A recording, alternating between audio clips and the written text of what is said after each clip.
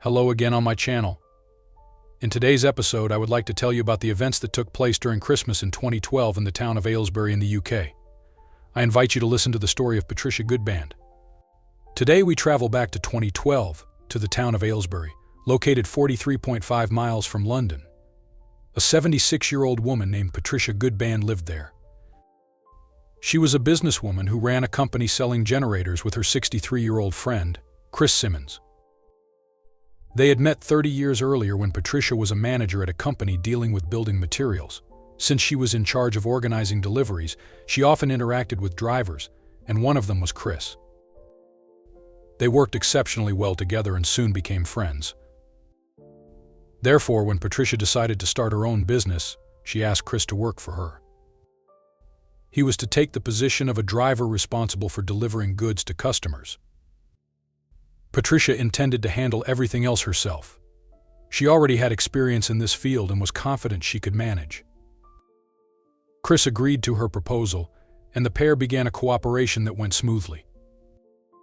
However, Chris had health issues that often required him to stay in the hospital. His house was located on the outskirts of Aylesbury, but as his health deteriorated, he decided to move closer to the hospital. Chris was alone. His wife had passed away a few years earlier, as had his 3 children. He felt he would be safer living closer to a place where he could receive immediate help, so he decided to sell his house and buy something new. When Patricia learned of his plans, she decided to buy his old house, which was on a large plot, and make it the headquarters of their company. She also intended to live there and rent out her current home. That's what happened, and the pair continued to run the business together. They spent a lot of time together, so much so that neighbors who didn't know them suspected they were married. They did everything together, walking the dog and taking care of the garden. They weren't in a romantic relationship, but Chris was so close to Patricia that in 2008, she decided to sign over half of the house to him, which was once his own.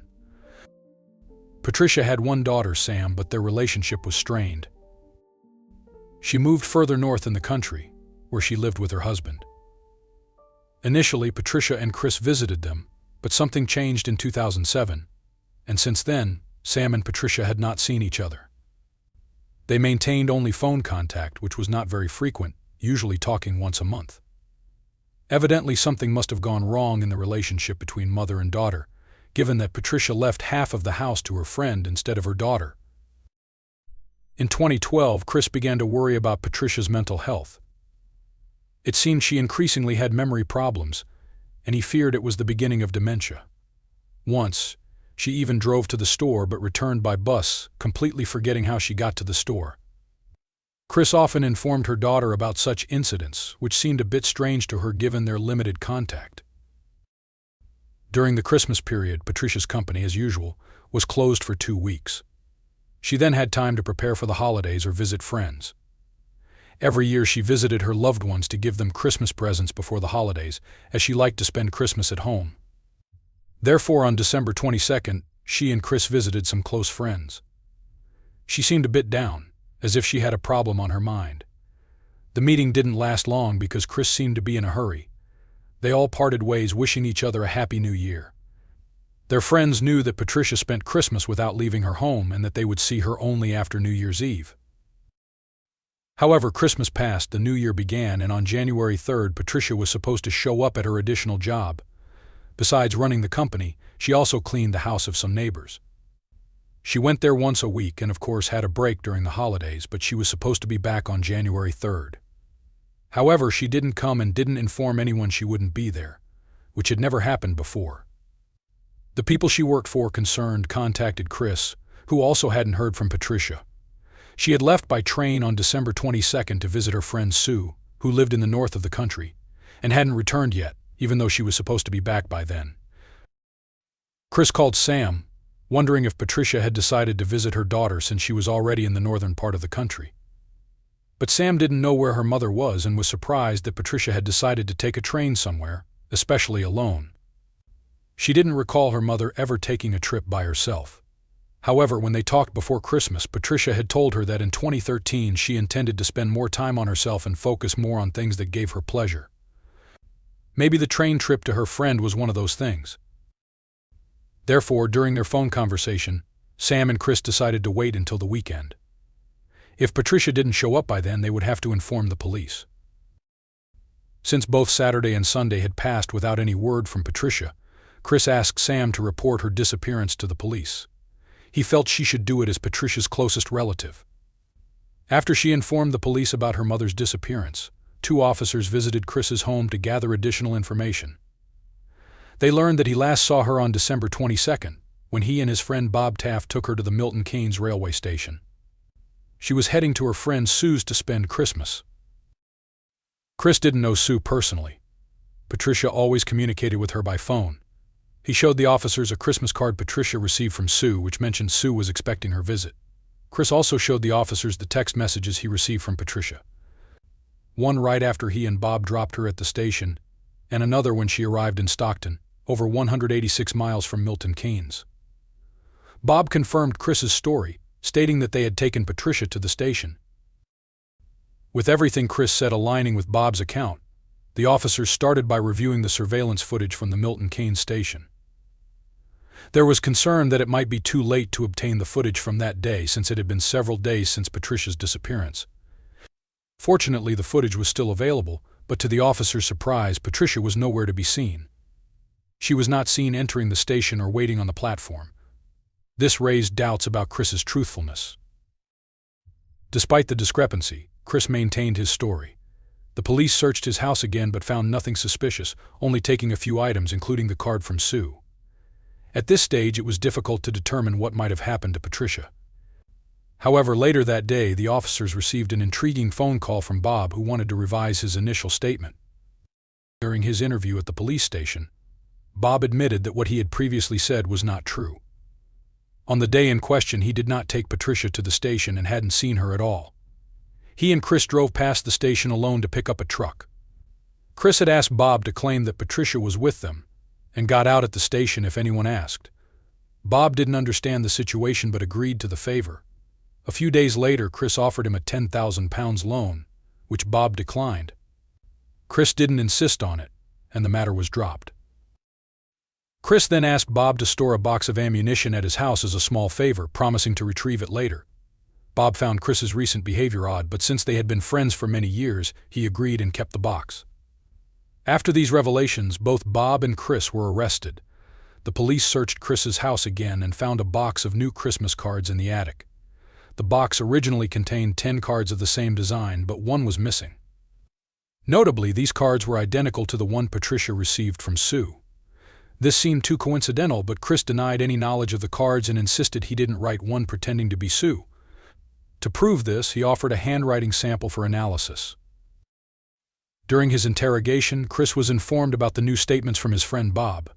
He expressed great surprise, which he did not hide from the officers, but this revelation did not change his testimony.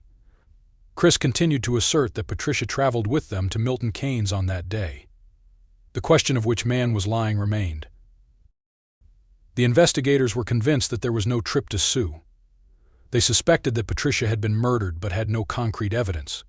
They began talking to neighbors who might have seen something. Some neighbors, who had a good view of Patricia's house, noted her routine every night at 9 p.m. The lights in her bedroom would turn on as she went to bed. However, on December 22nd, the lights did not come on, nor on any subsequent nights. This in itself was not definitive, as Chris claimed that Patricia left for Sue's that day. Yet the neighbors saw Chris using an excavator in the garden the next day, driving back and forth. The ground was very wet, causing deep tracks and damaging the garden. Patricia, who took great care of her garden, would never have allowed this. This was interesting information for the investigators, who knew they needed to search the garden, though it was a large area, spanning 5 acres.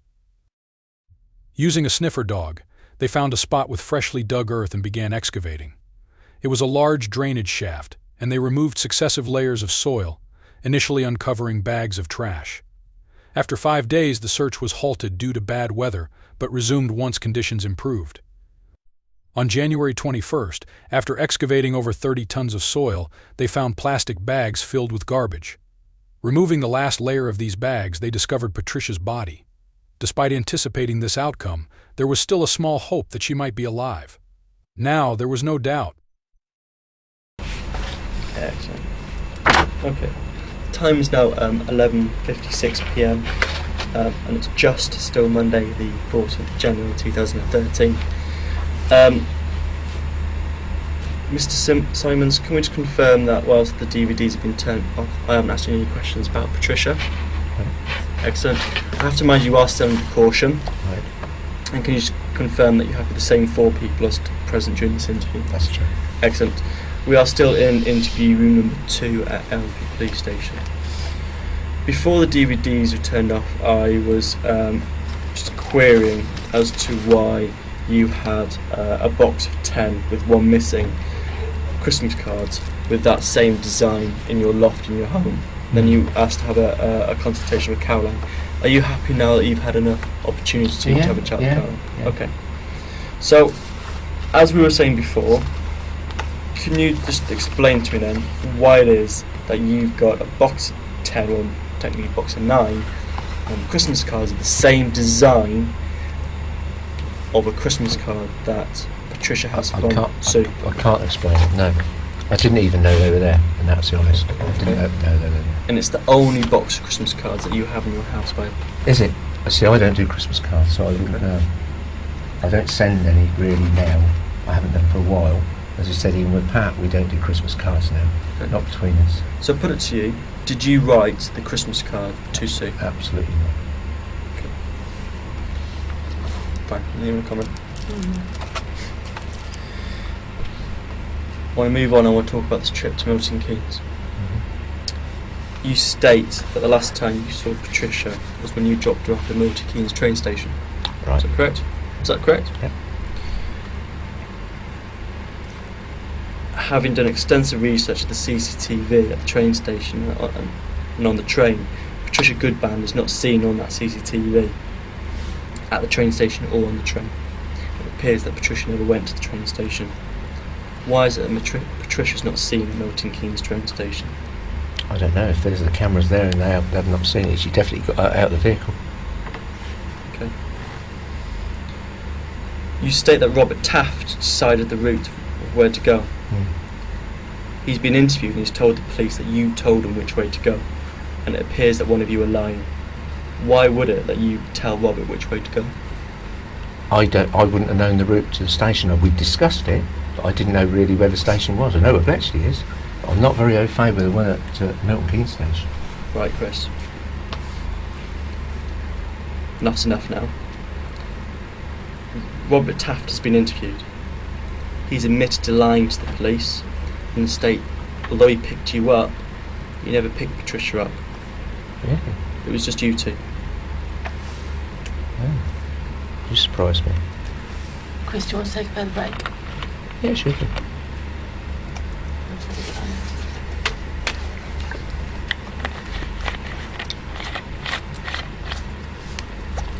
The time is now midnight on Tuesday, the 15th of January 2013, and I conclude the interview. The autopsy revealed Patricia had been struck several times on the head with a heavy object, leading to her death. It was unclear where this happened, but investigators suspected it might have been in the garden, as she was still wearing her Wellington boots when found. Chris became the prime suspect in Patricia's murder. It was difficult to discern the exact nature of their relationship. Patricia was a private person and did not share much about her personal life. When her daughter Sam asked about her relationship with Chris, Patricia always said they were just friends and she treated Chris more like a brother.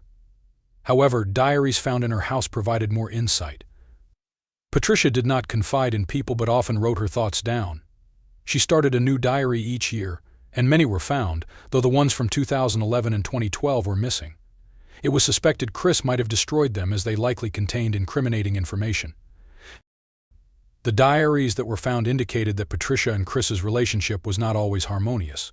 They frequently argued, and Chris sometimes hit her. Patricia seemed dependent on him despite his mistreatment. She couldn't end the relationship. Chris had been manipulating her for a long time. In 2007, during a Christmas argument, Chris hit Patricia again and called the police himself, despite her protests. She preferred to keep such matters private and was humiliated when the police arrived. Embarrassed, She retracted her complaint, saying it was just a regular argument. Her diaries revealed this was not the first time Chris was aggressive. Other items seized from Patricia's house also provided interesting information. The first was a computer, where the search history included queries about train times from Milton Keynes to Stockton. The information was searched on December 18th at 10:40. However, Patricia couldn't search for it because she was at her additional job at that time, doing cleaning. Apparently, even then, Chris was already planning what would happen soon. A lot of information was also obtained by detectives from Chris's phone. Most importantly, that he was lying to Patricia all the time, and not only to her. Despite saying that his wife and 3 sons were no longer alive, it turned out that all 4 were alive and well, and Chris continued to stay in touch with them. But to have more time for himself, especially in the evenings, he had maintained for years that due to his illness, he had to go to the hospital every evening for a special injection. This excuse was needed not only so he could spend time at Patricia's house, as Chris maintained contact with 3 other women who were his mistresses. Evidence of this could be found on his phone, which contained many messages sent to these women. Chris often called all of them, but investigators noticed that he most frequently contacted one of them. Therefore, they decided to talk to her first. This woman, Jennifer Creasy, confirmed that she knew Chris and had been seeing him for 30 years. It wasn't a steady relationship. They met from time to time. This just showed what a deceitful person Chris was. Jennifer admitted that she was the one who wrote the Christmas card that Patricia was supposed to receive from Sue. Everything written in that card was dictated by Chris, who asked her to write it about 2 to 3 weeks before Christmas. She didn't know why he wanted it done. Her statements did not match those of Chris's son, who said his father had asked him to write Christmas cards after the holidays. He remembered well that it was after the holidays because all the Christmas items had already been put away in the attic. The investigator's theory was as follows. When people whose houses Patricia cleaned called Chris concerned about her absence, he realized he could no longer hide Patricia's disappearance and quickly needed to come up with something to support his version of events regarding her departure. He then came up with the idea of writing a Christmas card from Sue. However, he couldn't do it alone. He needed another person to have a different handwriting on the card. But if that were the case, it would mean Jennifer lied, and there was suspicion that she was involved in the whole plan and knew about the murder. More and more evidence pointed to Chris being the one who took his longtime friend's life. And the mobile phone provided more evidence. Shortly after Patricia's disappearance came to light, Chris showed the police messages he had received from her. In one of them, she wrote that she had already bought train tickets. This was on December 18th. In another message, she informed Chris that she had already arrived in Stockton. This message was sent on December 22nd. But when the exact location of the mast connected to the phone during the sending of these text messages was checked, it turned out to be the same mast that Chris's phone in Aylesbury was connected to. There was no way Patricia could have been in Stockton with that phone at that time. There were already many pieces of evidence against Chris, but the police managed to find one more, perhaps the most important one. When they searched his car, they found a note with his notes on it. He had written on it a list of what he should do, when to send a message, what its content should be. These notes were titled 12 Days of Christmas. It was from December 22nd, when Patricia was last seen, until January 3rd, when she should have appeared at her additional job, which was also noted on that card. There were no more doubts about who was behind this murder, although Chris himself, confronted after each new piece of evidence was found, continued to deny that he was the perpetrator. He did not admit guilt even after the last piece of evidence was found, his notes. But overall, why would he do it? What motive could he have had? This was also a question that investigators tried to answer. After speaking with one of Chris's other 2 mistresses, not Jennifer, investigators learned that he had discussed plans to buy a house in an exclusive part of the city. She knew that homes in that neighborhood were not cheap, so she suspected Chris must have a substantial amount of money. Following this lead, detectives managed to establish that around the same time Patricia had bequeathed half of her house to Chris, she also made changes to her will. In the event of her death, her entire home, which had once been his property, would belong to him. In addition, Patricia's former apartment and all her savings, totaling about £200,000. The first house was worth about £600,000, the apartment £200,000, plus all the savings. This meant that Chris could inherit approximately £1 million from Patricia. This could have been a sufficient motive for him. The trial in this case began in September 2013. Chris Simmons, despite all the evidence against him and despite Patricia's body being found, continued to claim that she had gone to visit her friend. He consistently tried to portray Patricia as an elderly person with memory problems, but the man whose house she cleaned, a doctor, completely disagreed. He knew Pat well, and the last thing he would say about her was that she had memory problems. Chris did not admit guilt, but the jury did not believe his few lies. What he did was carefully planned and motivated by greed. In October 2013, he was sentenced to life imprisonment and must serve a minimum of 27 years in prison. Bob Taft was sentenced to 10 months in prison for obstructing justice, plus 14 days for possessing ammunition without a permit. Jennifer Creasy was also sentenced to 6 months in prison for obstructing justice. There was no evidence connecting her to the murder or indicating she had any information about it. Thank you for listening to the end. Take care. Goodbye.